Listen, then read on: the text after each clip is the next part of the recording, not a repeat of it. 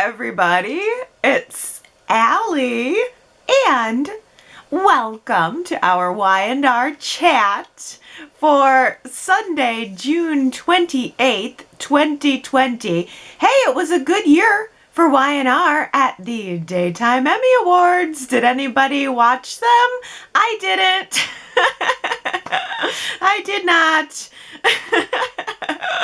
But I heard that Y&R won the award for overall Best Outstanding Drama Series. Of course. I mean, I think they only have these awards and give them to other shows just as a formality, because technically Y&R could win every year if it wanted to. But they just have to include other shows, you know, to placate them, to give them a reason to keep going.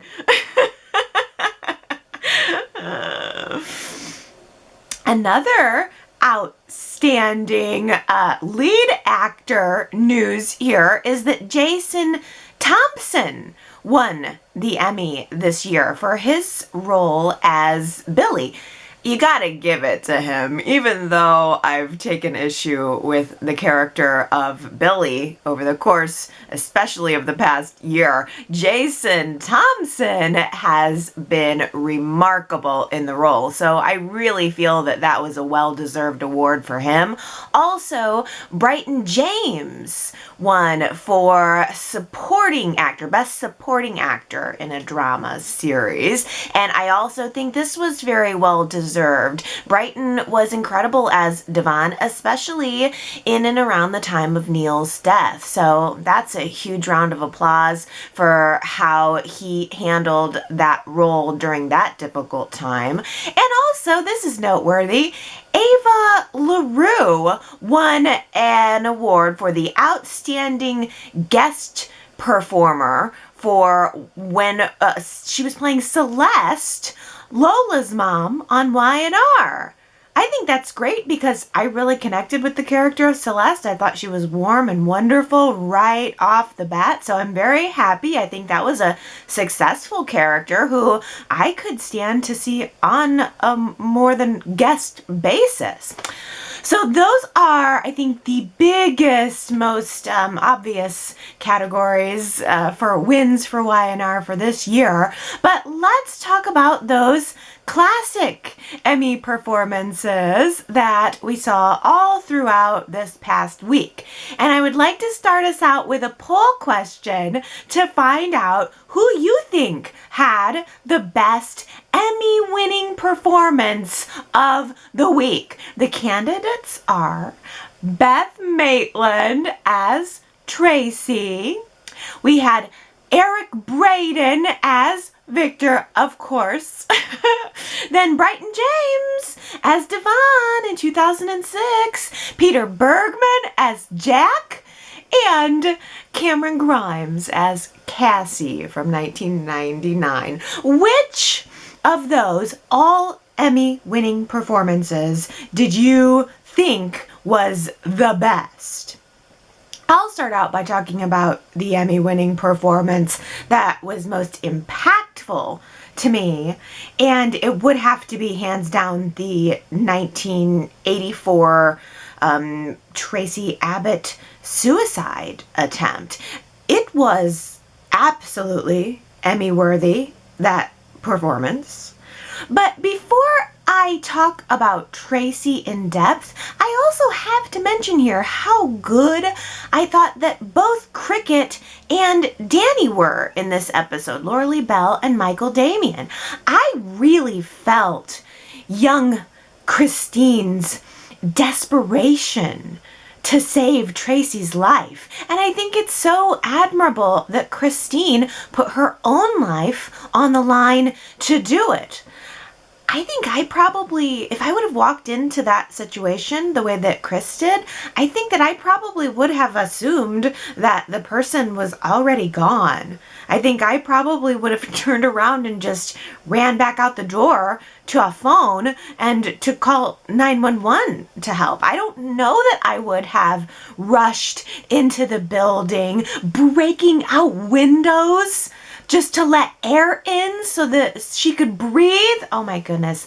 Laura Lee Bell was so good. She did just a phenomenal job of taking this bubblegum, teen queen, 80s girl character Cricket and showing us how Cricket would react in a situation that she's probably never even dreamed of. This was a really heavy thing for someone to have walked in on at such a young age. And likewise, I was so impressed with Michael Damian as Danny, going through Danny's waves of emotion about what had just happened, concern for his friend, of course, but also embracing that anger and the betrayal that he felt that Tracy would attempt such a thing in his own apartment. These were Danny's pre-neon jukebox cool 80s apartment days. This was obviously before his rock music video went big. He was living in that dump. But hey, home's home. And can you even imagine walking in to your own apartment and finding that your friend had attempted to commit suicide there? I mean, Danny would have been the one to walk in on her and to find her dead. And that's just such a heavy burden to put on to someone. And all because Tracy was young and pregnant and scared. And I'm sure that that is a situation that a lot of young women find themselves in. And I really felt Tracy's desperation, feeling like she had no other way out. I felt her desperation with every gasp of air that she took as she was coming back to life. Oh, Beth Maitland. Beth Maitland, what an unexpected star. Did you see her in the intro to the Emmys Week episodes? She was there in her house. It gave me chills seeing her. I would love to know exactly what the rest of her house looks like. I just love her so much. And I know that she's a crafty lady, and I noticed that she had a curio cabinet behind her, and I'm just so curious to crack that open and find out what treasures she had inside of her curio cabinet and what else is going on in her house. She had, of course, her Emmy on the cabinet behind her where she was filming, and I thought that was very cool also. I feel so connected to Tracy, especially now in the current timeline, and I would just love to know exactly why Tracy felt like she couldn't turn to her family. It sounds like she felt that she was the failure of the family even then, and I just don't understand it. Why did she feel like I guess the thing is, I understand that she didn't necessarily feel the same bond with the parents and in the family business as the rest of the family, but I didn't know that she felt that they were disappointed in her in some way, and I wonder why. Why is it that she felt that her family would reject her over this pregnancy? I don't know if it's that being an unwed mother was a much more bigger stigma than I can even imagine in my lifetime, because it hasn't been within my generation as big of a stigma. So is that it? I don't know why she felt so separated from her family. But what a stand-up guy of Danny Romalotti offering to marry her.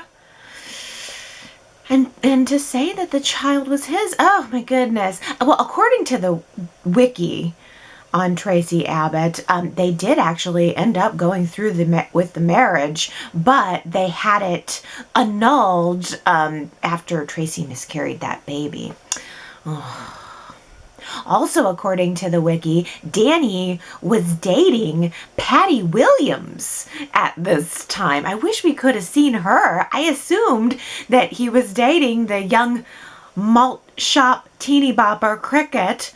But no, I mean, she was just a fangirl in those days. Danny was an up-and-coming star. He was dating Patty Williams, and Patty was so upset about Danny becoming engaged to Tracy that she left town. And Danny later went on to become a big, big star. I realized this week why I think I innately love Danny so much. Is anyone out there a fan of the Monkees? As in, hey, hey, we're the Monkees? Well, I am, and I have been ever since I was a little kid. My very first crush ever was Mickey Dolenz of the Monkees. And I realized this week that Danny looks and acts and even sounds like Mickey Dolenz. Hey, I'm a groupie.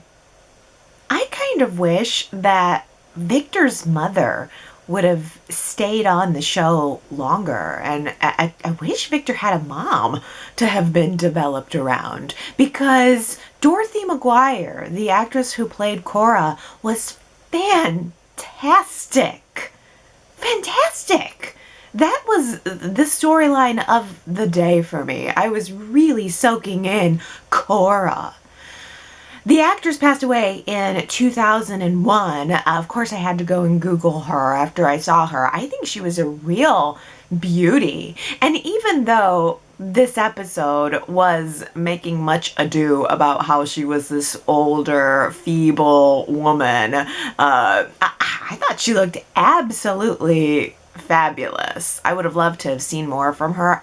Just what a performance. Dorothy McGuire. She was revealing to Victor that she had only come back to Genoa City to get a piece of his great fortune. And she was telling her son that she had no feelings for him. Not now, and not on the day that she left him on the orphanage steps.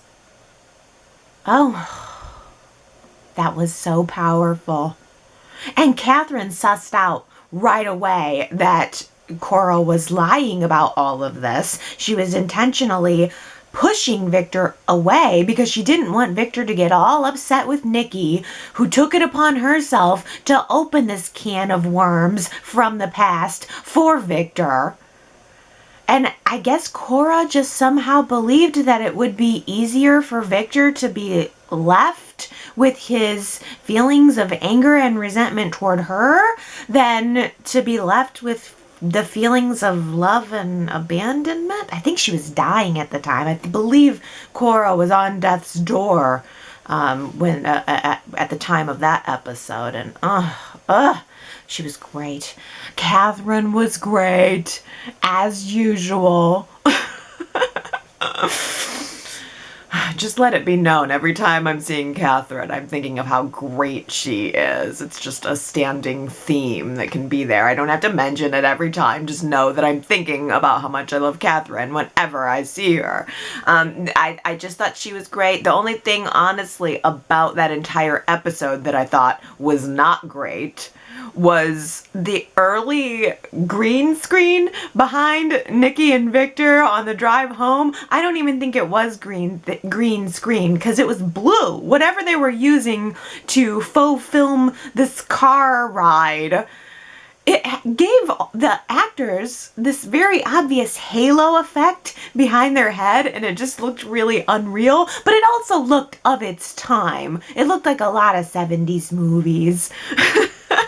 Whatever that effect was.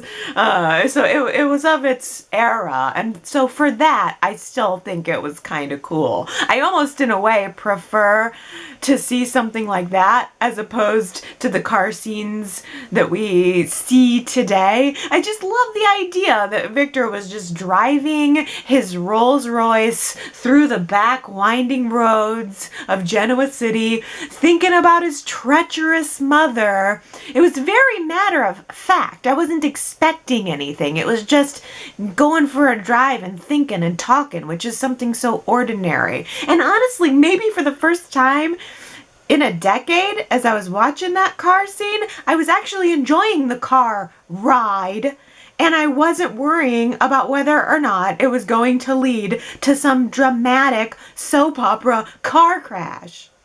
I idealize Victor and Hope's relationship probably more even today than I did in 1997. So it was a pleasure for me to see Victor and Hope reuniting their family. But of all the amazing Eric Braeden moments that I treasure from over the years, this one from 97 didn't strike me as the most Emmy worthy. Not that he is not Emmy worthy. Please don't take me wrong. You know how much I love Eric Braeden and Victor. It's just that there wasn't a lot of Eric Braeden and Victor in this episode. Maybe the importance of those scenes with his son played as more significant at the time, and so it wasn't as accessible to me seeing it plucked out of its timeline. Victor was very tender, and those were very touching moments. It just didn't blow me away, you know? Maybe the reason that it was lauded was just because it was a departure for the character? I don't know, or maybe it was like at the Oscars when you get the feeling that the person who won that year didn't necessarily have the best performance in that, particular, moment, but that the Academy just decided that it was their time.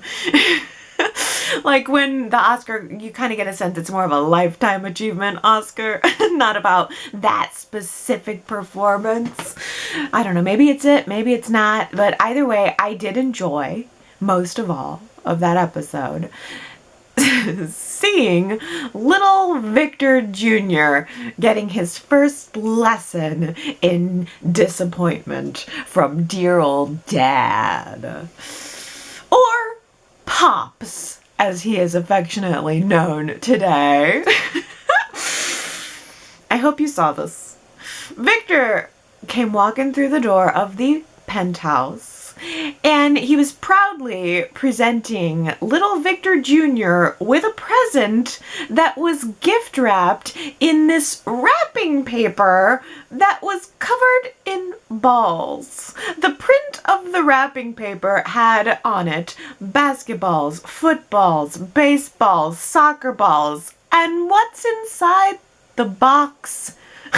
No balls! Not a single ball. No, just boxing gloves. Sorry, kid. No balls today. Get used to the disappointment. Oh, I'm so glad we got to talk about Sherry Shaddix, Ashley, last week. And then now here we are following up this week with some performance from the actor. We talked a little bit about casting, but now here we actually got to see Sherry Shaddix perform. Ashley in tears, handing over a letter that she found from Kurt Costner's dead wife. Kurt Costner. Right there is a 1997 soapy name for you. Kurt Costner. With his ponytail. That is so 97. That's all I can say. It is so 97. I wish I could tell you that I remember Kurt Costner fondly and all of his story, and that I'm very excited right now to fill in all of the details for you.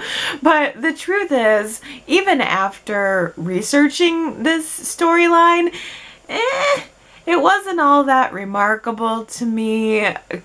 Kurt Costner was basically just some sexy, mysterious, broken, brooding man who Y&R wanted to bring onto the show for Ashley and Hope to fight over.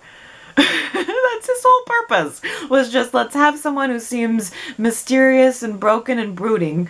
Bring him on and we'll let some girls fight over him. Catherine had taken him in. She thought he was homeless, but nope, he was actually a doctor. And he had this whole life with a wife that he had repressed memories of. He also, at one point, had rescued Ashley. She had been mugged and beaten, and Kurt had saved her life. I do vaguely remember the time when Ashley was mugged and beaten, and I would like to forget it. So I'm just not going to think about it. I don't know, it was kind of boring. I think the more interesting part that came up for me in researching this character was the actor, Lee McCloskey. He was really good. He gave, his performance was really stand out to me from that episode. He was actually on Dallas for a long time as Mitch Cooper. And, fun fact, Lee McCloskey is also an accomplished painter. I'm gonna tell you who deserved an Emmy for that episode. Victoria Rowell as Drucilla.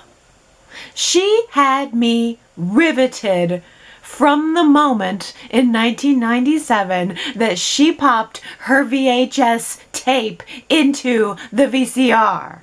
I was in from that moment on. And did you also see, by the way, that Drucilla, in her library of VHS tapes, also had one labeled Diagnosis Murder. So back in 97, Drew was recording Diagnosis Murder episodes on her TV, on her VCR, to watch and to rewatch. See, that is how we did binge watching and piracy in 97. That's how we did it.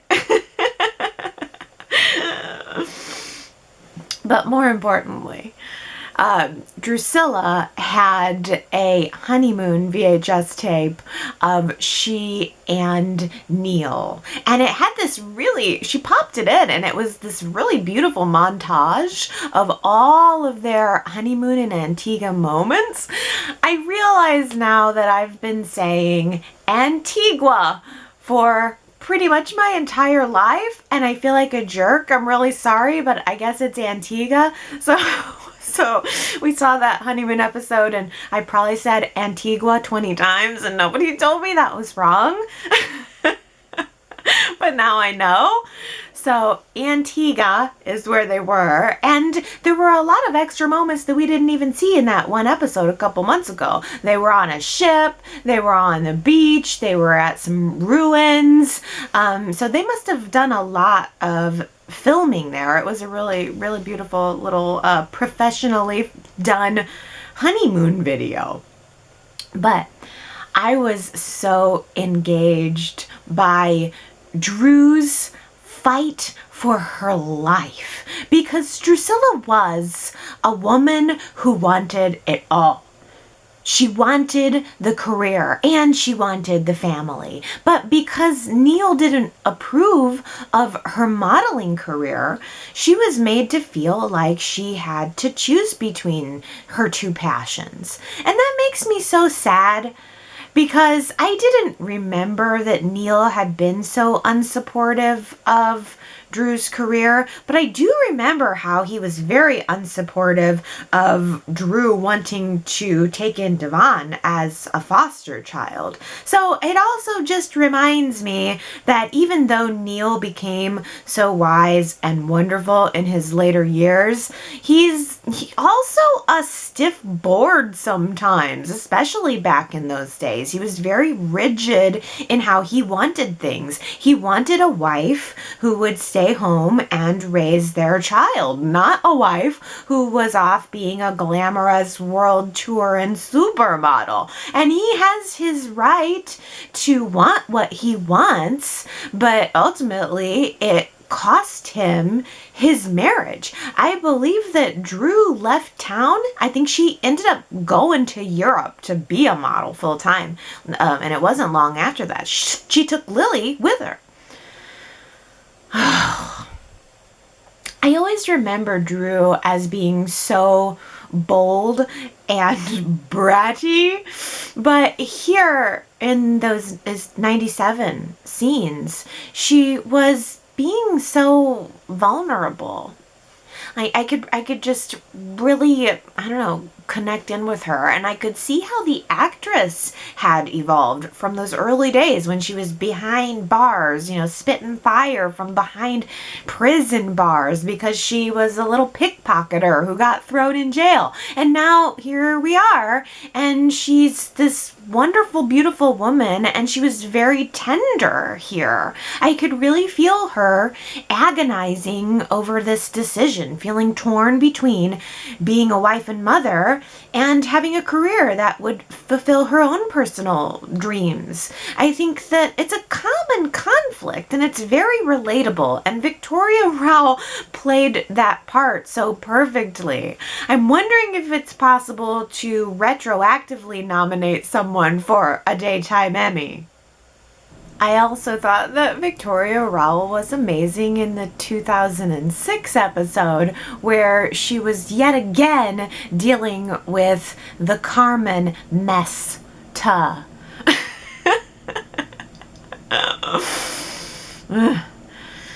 I think one of the reasons that Carmen Mesta left such a sour taste in my mouth is because her storyline was dragged out for way too long. I mean, in 3 months of watching these classic episodes, we've seen classic episodes dealing with her story 3 times already. And for a minor character, that is a lot of airplay for her to be getting. She was only on the show for a year, and she had the hots for Neil. It made Drew territorial. Drew did start harassing her. I'm sorry, breaking into someone's hotel room and cutting up their clothes qualifies as harassment. So Carmen realized that she could retaliate against Drew by pressing charges, and then she wound up dead. And not because of anyone in the Winters family, but because the Reliquary.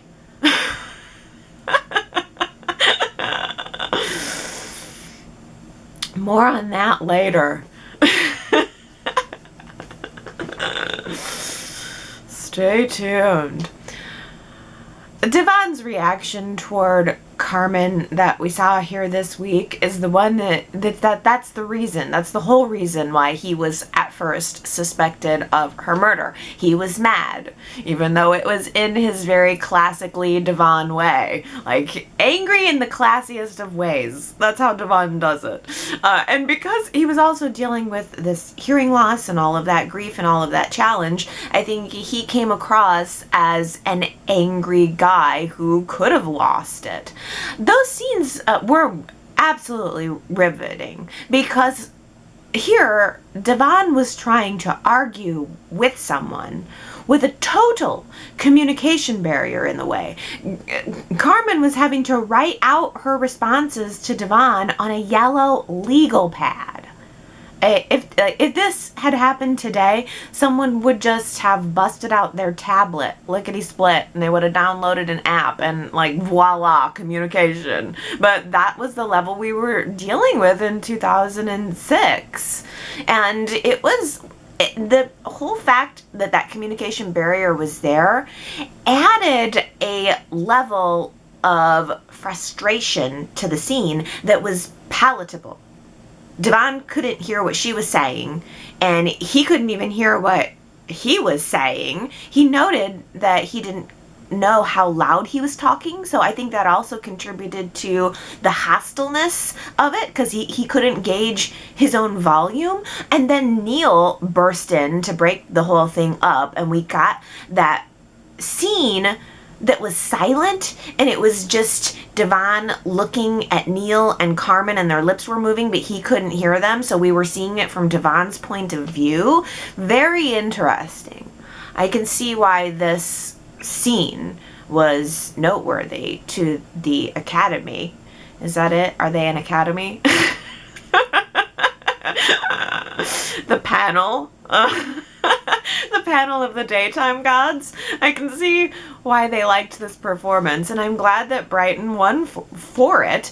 I almost kind of wonder if it's not as much about an individual episode as it is about the overall performance of the year, because, like, you know, for the Oscars, which is the only thing I can compare it to that I know that I have any reference for, the actors submit their reel, right? I think the actors pick a reel and pick some moments and submit it, and the Academy the Academy of Daytime Gods, they just watch the reel and say, okay, who is the overall best performer, you know?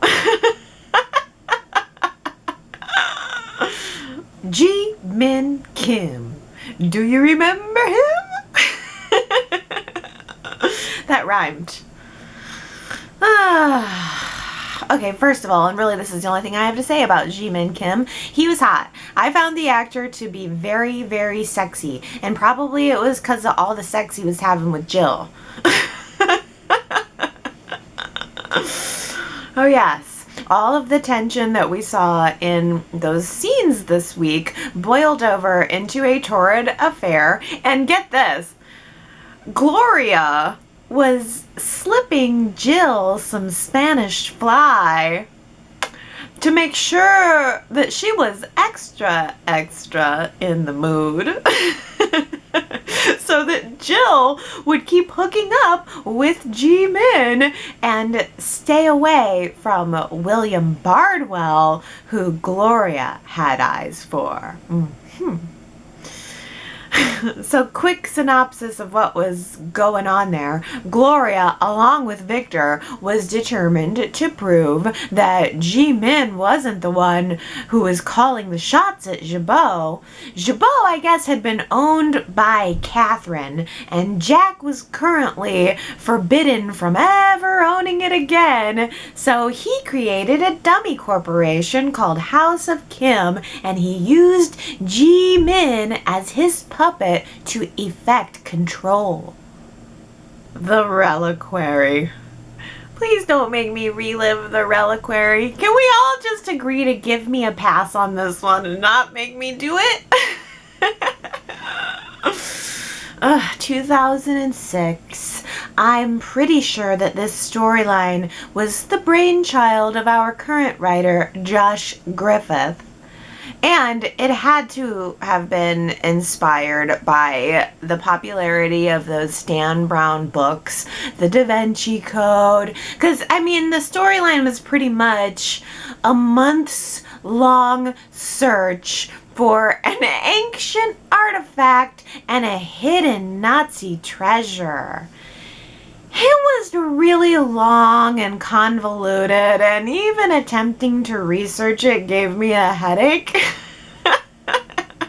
Just trying to track all of the characters who were involved in it and looking for it and who got pulled into it. It's too much. It was too much. It's not a bad idea in theory. I love the adventure concept. That part of it is good. And it was something different for daytime. But it just did not work for me then, and it does not work for me now. It was, however, a Brad-based storyline, and for that, I am always grateful. I don't exactly care what it is that Brad is doing. He always looks good doing it. It is not easy being George Kaplan, aka Mr. Brad Carlton. Everywhere he goes, women are just throwing themselves at him, begging him to slather them in suntan lotion all over their perfect bodies.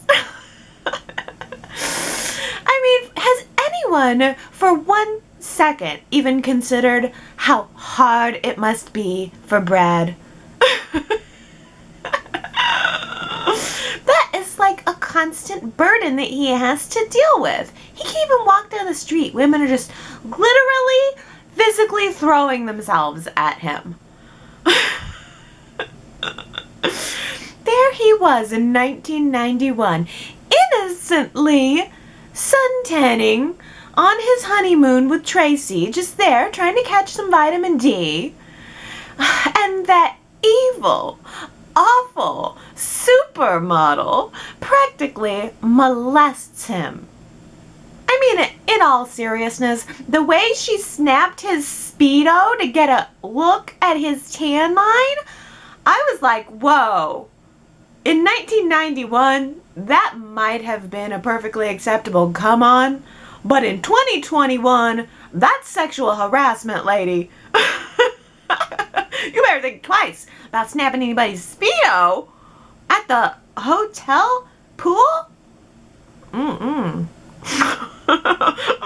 12 lawsuits just spring up out of that.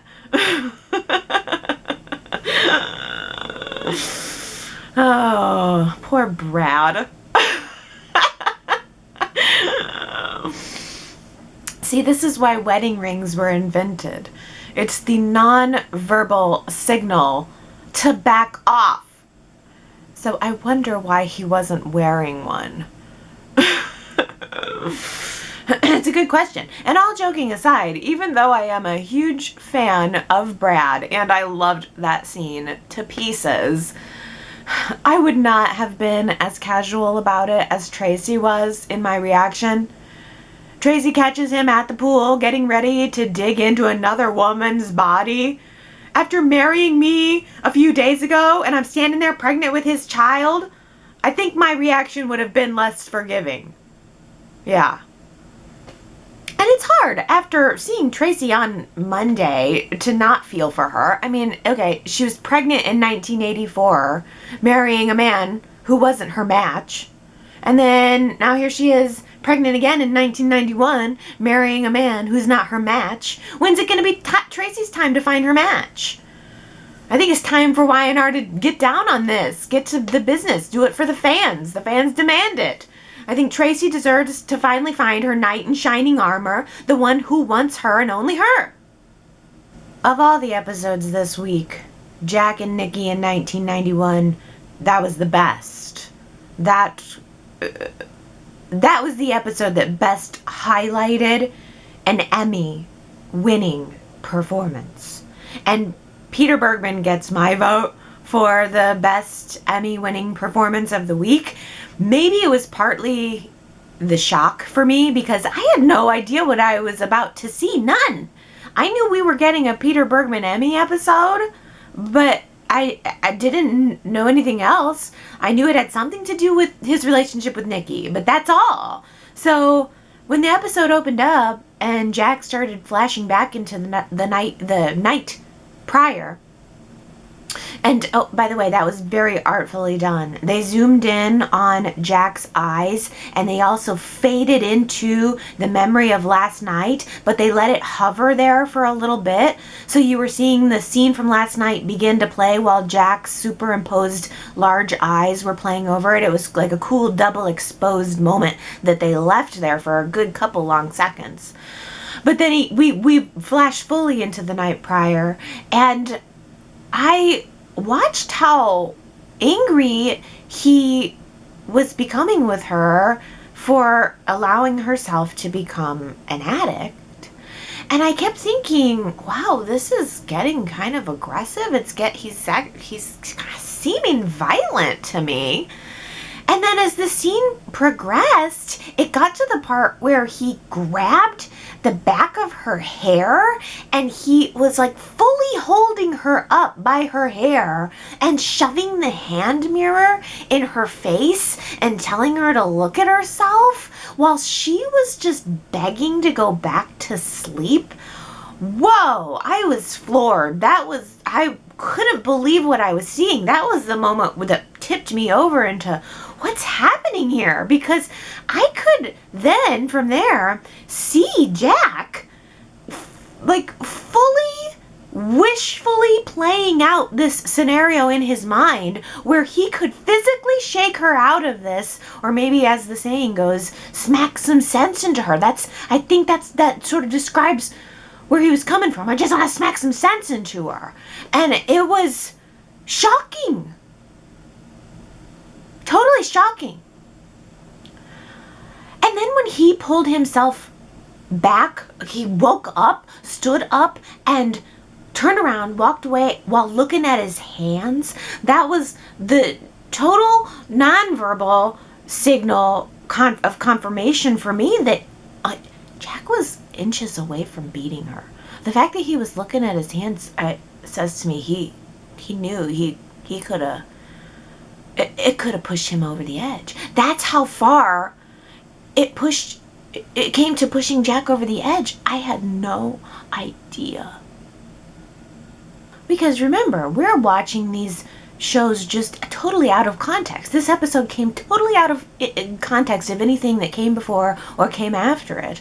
Do you remember that episode that we saw during Abbott Family Week where Tracy and Brad had just gotten married and Jack caught Nikki at the reception secretly sneaking glasses of vodka after she promised him that she wouldn't do that? Okay, well that episode happened nearly a year earlier. This had been going on for nearly a year.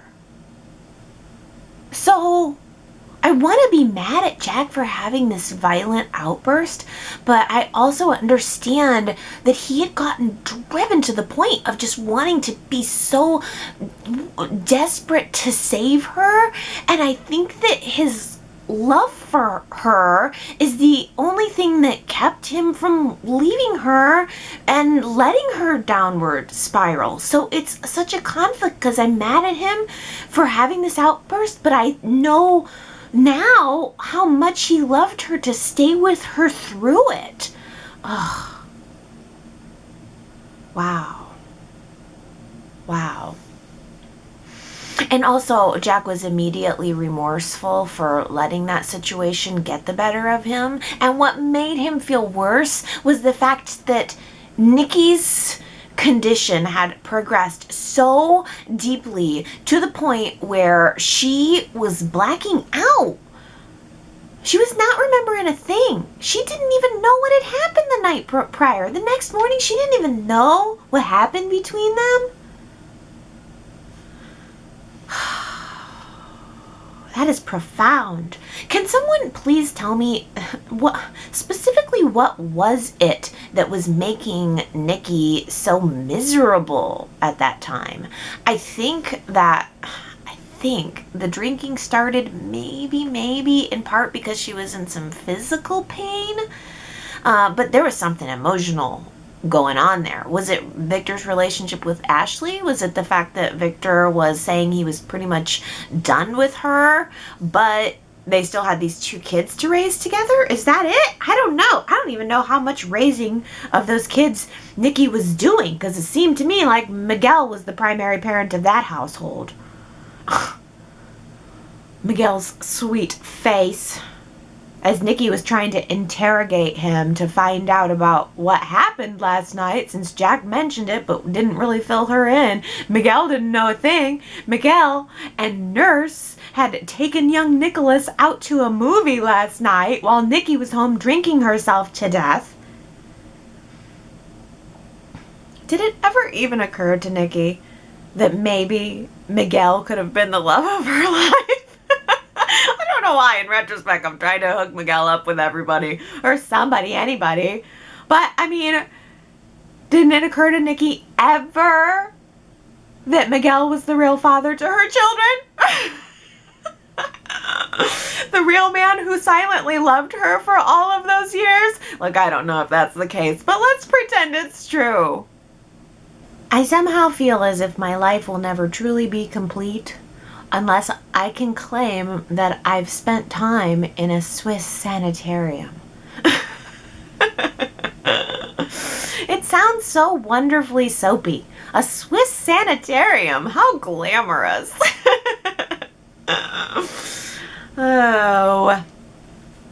Well, I guess I could just lie about it the way that Dina did. Dina had come back into town in 1991, claiming that she'd been so distraught about having to leave her family all those years ago, and the reason that she never contacted them was because she had tuberculosis and was confined to a Swiss sanitarium. John bought the story, hook, line, and sinker. He even planned to marry her after that, after those scenes that we saw. But Jill was not convinced by Dina's story, so Jill hired Paul and Nathan to investigate Dina, and that investigation turned up that Dina had been going on various vacations, and she had been gallivanting around Europe during the time that she was supposedly confined in the Swiss sanitarium. She's a great mom. What a great mom. And then to lie about it.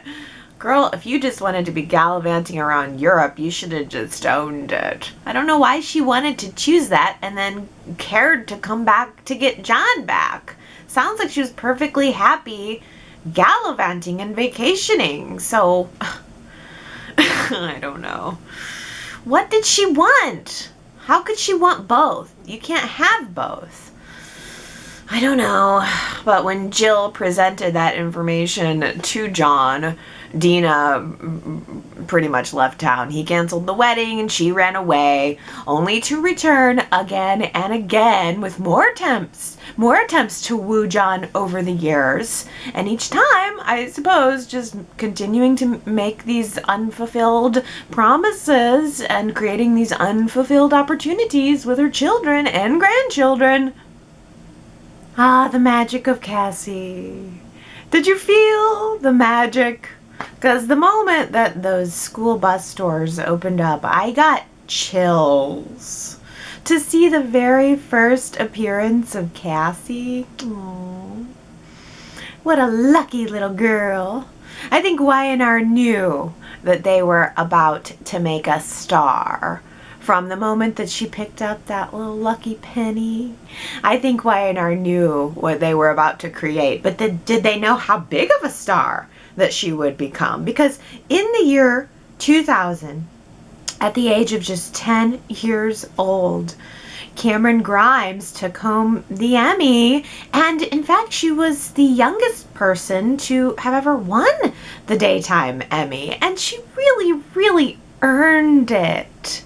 What a talented young actress. I mean, just to have that much talent at such a young age. Those courtroom scenes when Cassie was asking to speak with the judge and then went on to declare her desire to live with Nick and her mommy, that was absolutely precious. And when she was talking to the judge, explaining about, you know, how if you have to send me back to Alice and Millie, then I will do my very best to try to be happy. But do you know how it feels to actually have a family like the other kids at school have? I want to be with my new family, and I want to be a big sister. That all just literally brought me to tears. She was the cutest, sweetest, and smartest little character who never should have been killed off.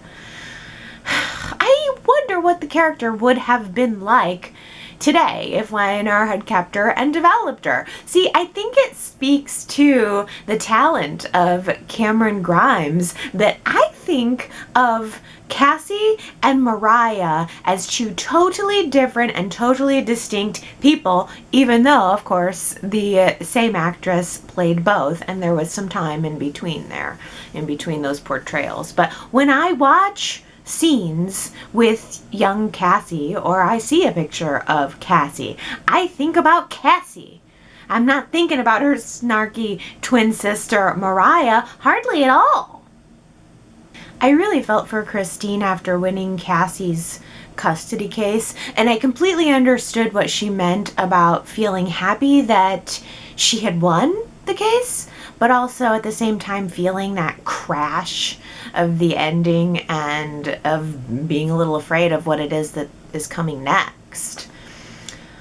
So what did come next for Christine? I believe that Cassie's case was one of the last cases that Christine ever did for legal aid, because then she started up a private practice with Michael Baldwin, who was definitely in love with her at that point and would soon hatch the plan to bring Isabella in to break up Chris's marriage to Paul. I wonder if there's any chance that we're going to be finally seeing that episode where Michael digs a tunnel into Christine's apartment and Paul saves her. Maybe it'll happen next week, because next week is Paul and Christine week. Wow, okay. Probably not. We're probably not going to see the Michael episode, but he did rescue her. I'm pretty sure Paul rescued her.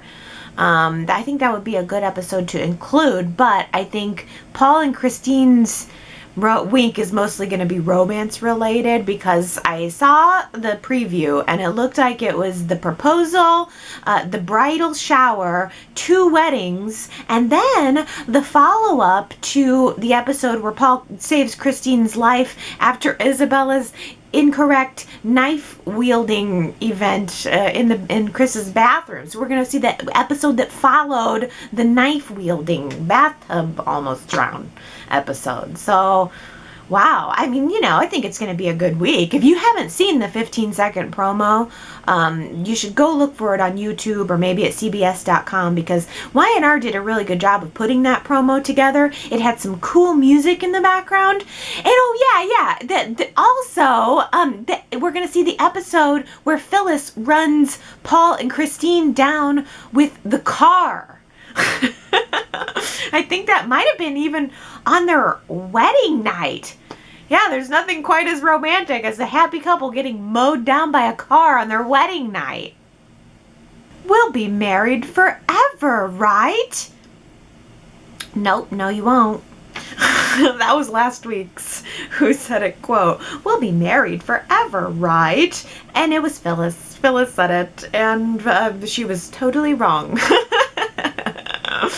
Phyllis said it to Nick on their wedding day, and after they had the barn fire and the floods, Phyllis was like, "What's next? A black cat, a broken mirror? Hey, if having bad luck on your wedding day means having a good luck in your marriage, then surely we'll be married forever, right?" Oh, Henry, Lynn, Daisy, Nancy, Tony, Victoria, Ambreen, and Diana, you guys guessed that was Phyllis. I thought it was a funny little line. Let's use this quote for the week. Who said it? You just added 10 years onto my life. This is going to be a hard one. You just added 10 years onto my life. Who said it?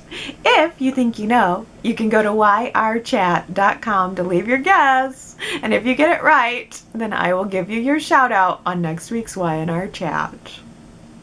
And now on to comments. Gary was excited for Paul and Christine week.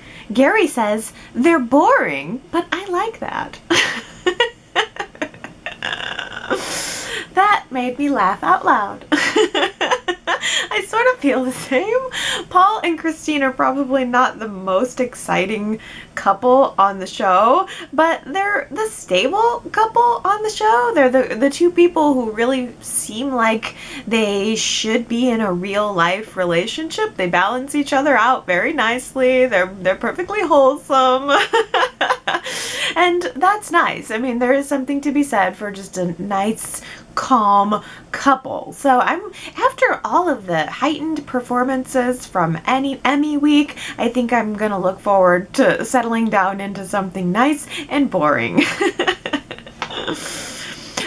Oh, our poll question from last week. I asked you guys which bride had the best wedding dress from Weddings Week. I don't think this is going to be any shocker. The first place prize goes to Sharon's wedding dress.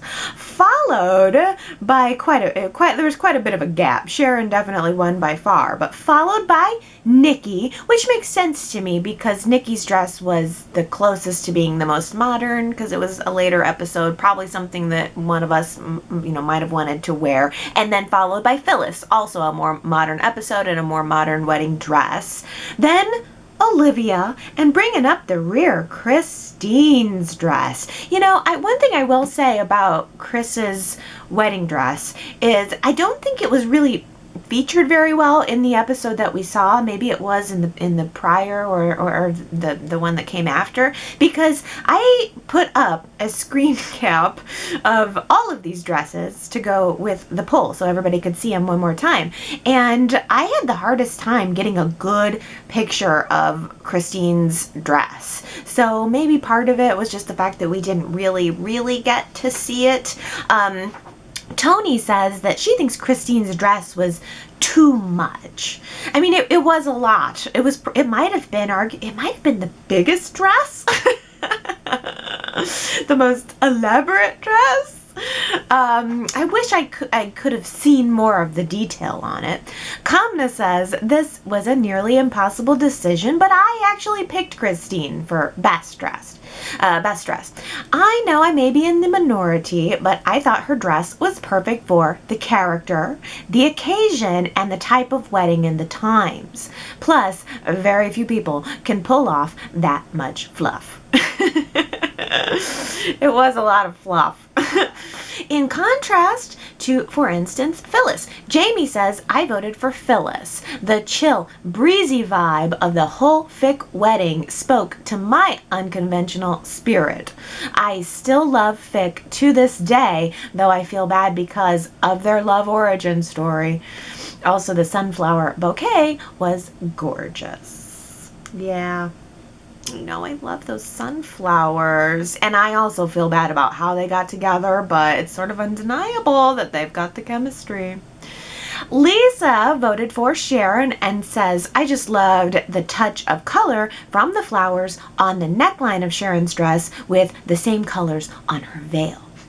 Sharon's dress and whole ensemble was very well coordinated. You could see that there was detail and touches put into each piece that went into it. Yes.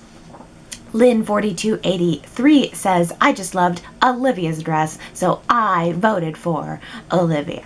She was very beautiful. It almost was fairy-like. It was very floral.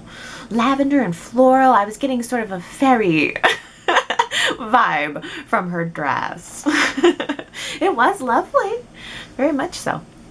Well, speaking of these weddings, we talked just a touch last week. I think it was Ellen maybe who brought up the fact that all of the weddings that were featured during wedding week, with the exception of Nick and Phyllis's unconventional wedding, were your traditional church weddings. Well, Anna says, I'm not a religious person whatsoever, although I used to teach religious ed, but that's a whole other story. One thing about the Bells is that they were never reluctant to involve God in a storyline, even after it was out of fashion. That is why I believe the weddings have a more religious feel to them. I believe when Maria Arena Bell, married to Bill Bell Jr., left the show in 2011, the weddings took a different, less traditional tone. In 2008, Bradley Bell, writer on Bold and the Beautiful, even suggested on that show that when Katie, Heather Tom, had her heart transplant, that she should live due to divine intervention. Well, now that is a thought-provoking comment. Okay, first of all, I have to ask, are Maria Arena Bell and Bradley Bell still married? Are they still together? I want to know that answer, because everybody really seemed to dislike Maria Ariana Bell, but I kind of remember feeling like, well, this is not a bad period of Y&R, or maybe I'm not remembering it correctly, but I felt the fans were a little harsh on her, perhaps, but I think this is a very interesting point, that I think the more modern weddings probably have transitioned away from being as churchy. A lot of people get married in their homes, or they have the outdoor weddings, but that's interesting comment about the the tone of the weddings and in some places the show in general being more Western religious. And in fact, I thought this was an interesting comment to bring in this week, because in the show we saw on Friday, Cassie mentioned at the very tail end of the episode that she believed her custody outcome was a bit of divine intervention, or maybe just an unanswered prayer. But that is a little bit of an interesting talking point. I wonder if anybody else wants to weigh in on that. Diana, I love you, Diana. Diana says, I didn't like Josie Davis as Grace Turner as much as Jennifer Garris. I don't really remember her on the show. I feel like she looked too old for the role, and I don't like her face nearly as much as the second Grace. Josie Davis plays in a lot of Lifetime thriller movies. They're all good movies. Her character's always bad. Yeah, I noticed this other version of Grace floating out there, but you know what? I didn't even know it was Grace. I just breezed by the TV on that day when Grace and Tony were trying to hunt down Alice, or they were on the trail of Alice, which would lead to Cassie. And I looked up at the screen, and for a moment I thought that this had been a recast of Victoria, because there actually was another Victoria besides Heather Tom and besides Amelia Heinle, and there might even have been 4. But there was a moment where I looked at it and I saw her there, and I thought, oh, well, this must have been one of the recasts of Victoria. And I think actually the way she looks, she might have been a good cast to come after Heather Tom. She was kind of giving me all those Heather Tom vibes. But yeah, I mean, she's not the Grace, right? She's not the main Grace. We saw Grace and as Jennifer Garris, the more popularly played by Jennifer Garris. Never know how to say her name. She now plays Donna on Bold and the Beautiful, but we saw her in that 1999 episode on Friday. And yeah, I mean, Grace has never been a favorite character of mine by any stretch, but if I have to pick, I definitely pick Jennifer G. Well, let's see here. Oh, speaking of Heather Tom, hey, Gary mentions it's historic that no woman from Y&R was nominated this year for a daytime Emmy. But Heather Tom did win for Bold and the Beautiful. That's funny, Gary, because first of all, I didn't think about the fact that no women had been nominated for lead or supporting for Y&R. Wow. I guess they just didn't submit. I think you have to submit. Like the actor or actress has to submit. So maybe they didn't. That's strange. But I also, when I was flipping through the news article to see who had won, I saw that Heather Tom had won for lead actress, and I almost included it. Like I copied and pasted it out so that I could remember to mention it, and then realized, wait a minute, no, she's not on Y&R. This is Bold and the Beautiful. I mean, the fact that we've had all of these classic episodes over the course of the last couple of months, and we've seen Heather Tom as Victoria so much, I thought she was on the show. It felt like she was back on Y&R now, so I almost included her with the Y&R Emmy wins. Sandra says there is a YouTube channel called The Locker Room. That's Locher, The Locker Room. The gentleman who runs it worked on Guiding Light and As the World Turns. During quarantine, he's had reunions of many of the characters via a Zoom chat or something similar. Anyway, I'm mentioning it here because I've seen 3 of the reunions, and Gina Tognoni was in 2 of them. She mentions her time on Y&R and how much she liked working with the cast and on the show. She said she's gearing up to return to acting, but did not hint at anything specific. I, for one, hope she winds up on daytime somewhere. She looks fantastic, so relaxed, long hair, blondish brown, wearing glasses, just beautiful. Ugh, I bet Gina. Gina's a gem.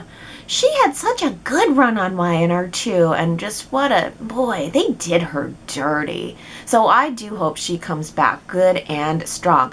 So this must be, Sandra, the guy. I keep seeing links and mentions of a Guiding Light reunion. So this must be what it is. So is he having the, are they doing any kind of recreations? Are they coming on as the characters, or is it just the actors talking and reuniting? Oh, that's interesting. How wonderful for Guiding Light fans and As the World Turns fans. Oh yeah, a little bit of a throwback there for you guys.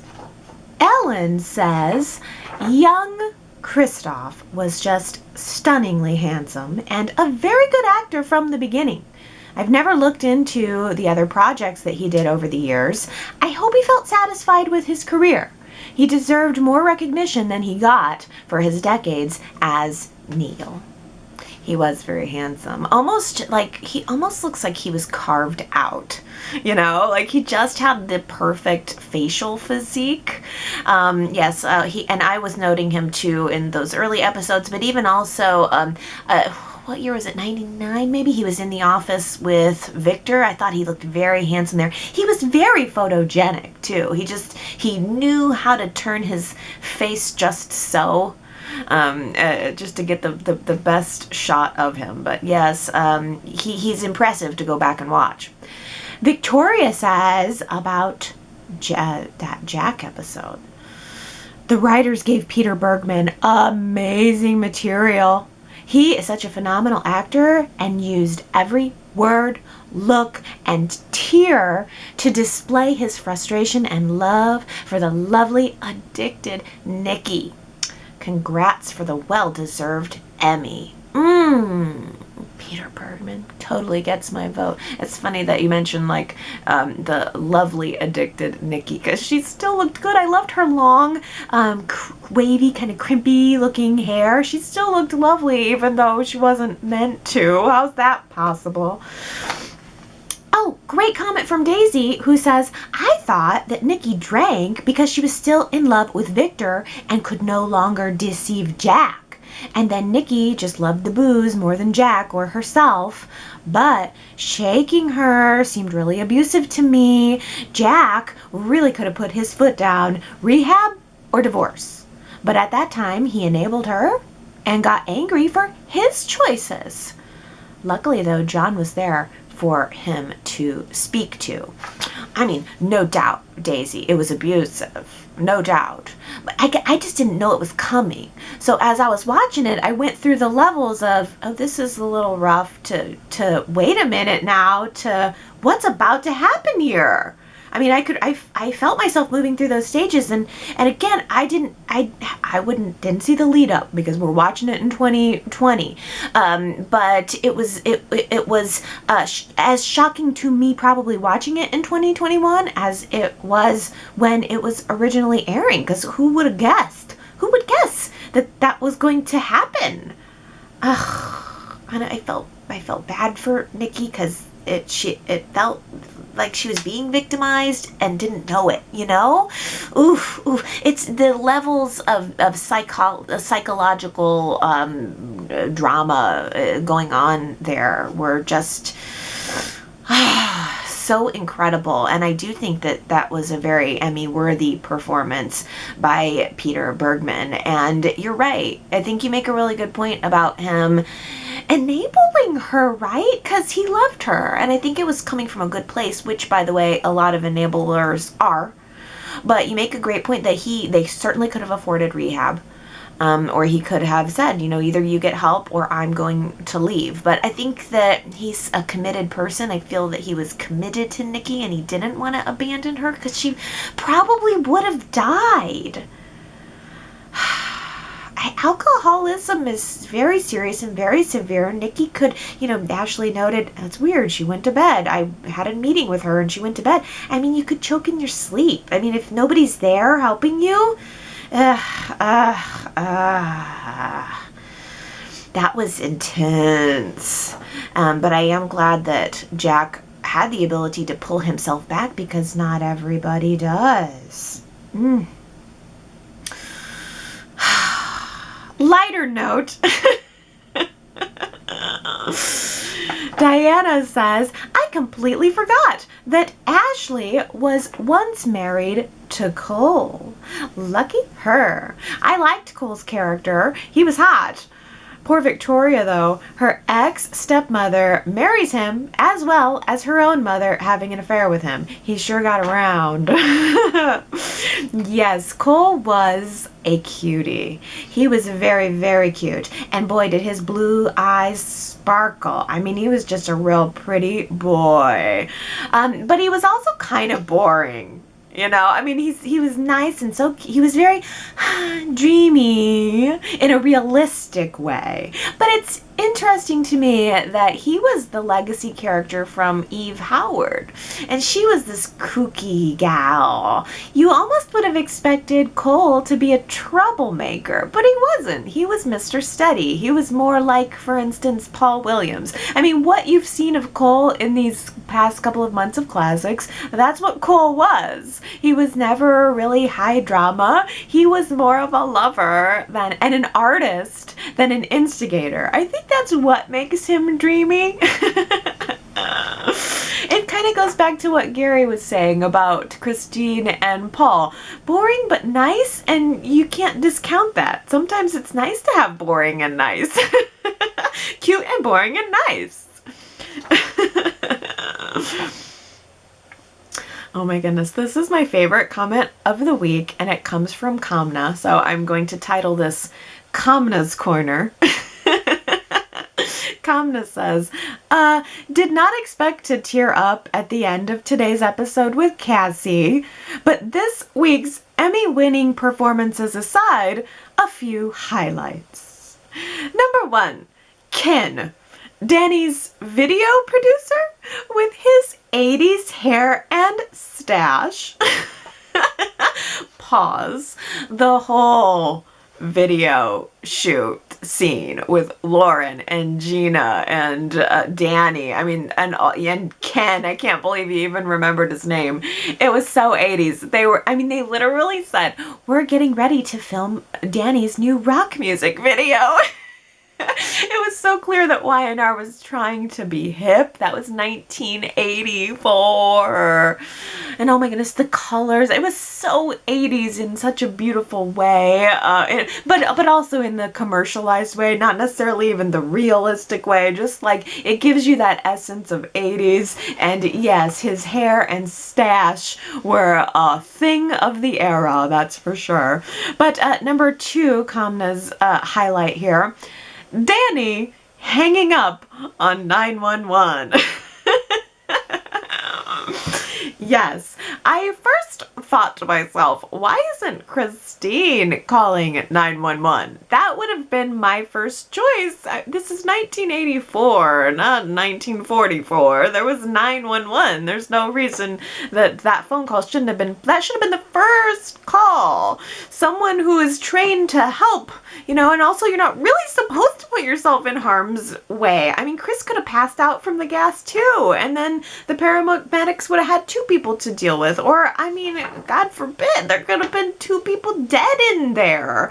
But so yes, I think I was into Christine in that moment, but in reality, it was not a smart move, and also hilarious.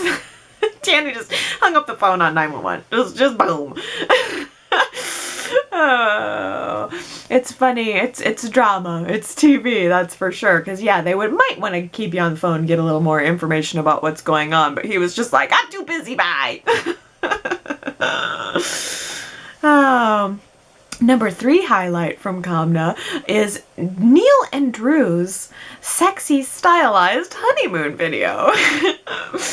They definitely paid someone. So they would have had to pay. So the whole time Neil and Drew are on their Antigua honeymoon, they had paid a cameraman to follow them around and get these stylized shots of them all around the island, and then the cinematographer put it all together onto a tape for them to label our honeymoon and to watch forever and ever. But yes, it's funny thinking of the cameraman being there the whole time, and you know, putting together it looked like a music video. It was cool though. It was cool. It was unrealistic and dorky, but I loved it.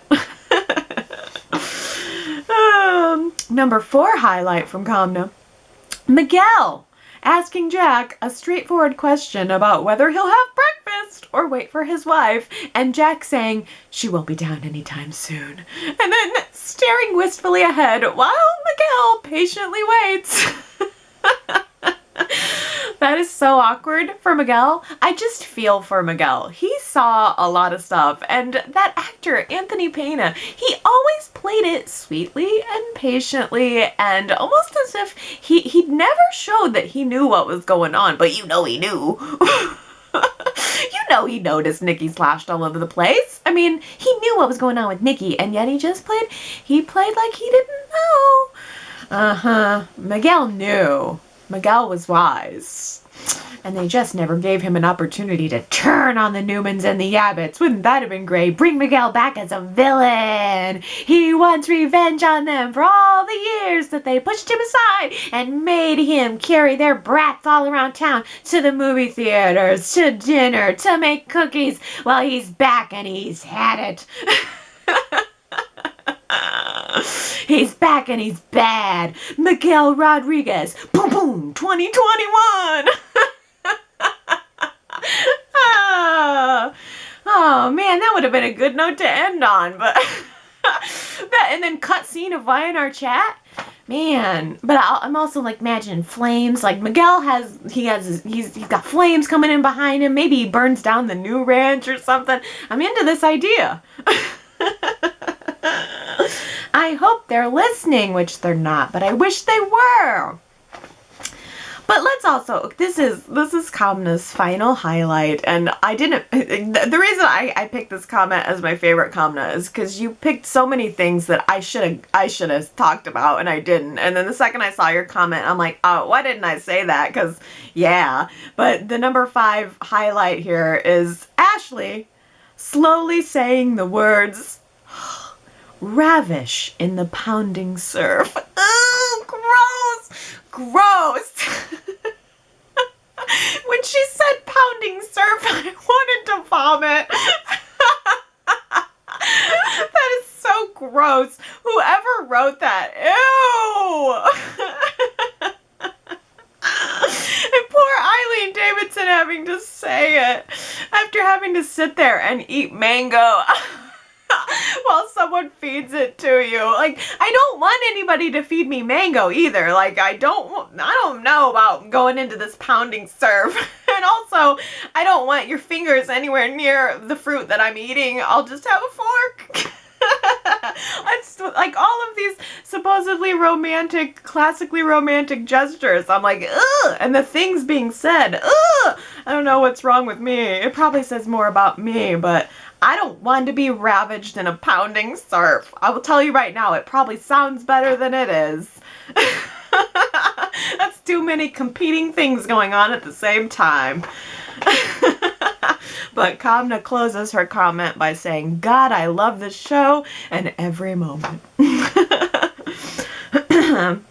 Well, here's the real note to end on. It's Superplex giving us the latest news regarding The Young and the Restless resuming production. It looks like, you guys, they are going back to work the week of July 6th.